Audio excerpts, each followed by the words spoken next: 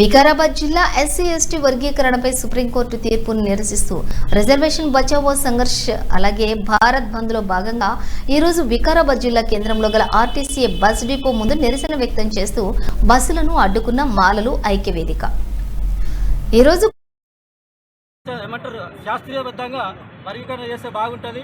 మేము ఎవరి వాటను పుంజుకోవాలని కాదు, మా వాటను వదులుకోలేము కూడా.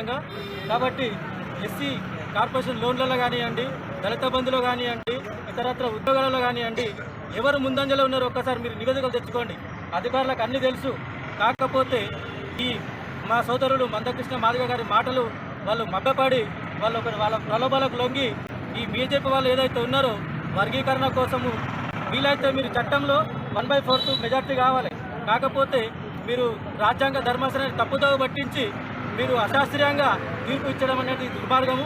దేశంలో అందరూ కూడా ఖండిస్తున్నారు. ఈరోజు మాయావతి అసలు ఆమె కూడా పెద్ద నాయకురాలు బీఎస్పీలో, ఆమె కూడా ఖండిస్తున్నది. కాబట్టి మీరు ఏదైనా చేస్తే శాస్త్రీయంగా చేయండి, అంతేగాని అశాస్త్రీయంగా చేస్తే మాత్రం ఎవరు ఒప్పుకోరు. ఇదాన్ని మాత్రం ఖండిస్తాము. మీకు ఇంకొకటి చెప్తున్నా, వీలైతే ఈ మందకృష్ణ మాదిగ మాటలు నమ్మి ఎవరైతే ఉన్నారో వాళ్ళకు కూడా ఇంకా ద్రోహం చేసినటువంటి చర్య ఇది.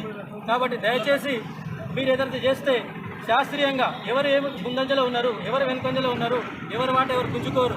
ఈ క్రిమిలేర్ అటువంటిది కూడా ఒక్కసారి ఆలోచన చేయండి. ఎంత దుర్మార్గమైన చర్య. ఒకసారి చేసినకి ఇంకొకసారి రాదంటే అట్టడుగు వర్గాలు ఏం కావాలి? ఇది ఒకసారి ఆలోచన చేసి ఈ బంధుకు అన్ని వర్గాలు సహకరించాలి. ముఖ్యంగా ఎస్టీ సోదరులు కూడా గమనించాల్సిన విషయం.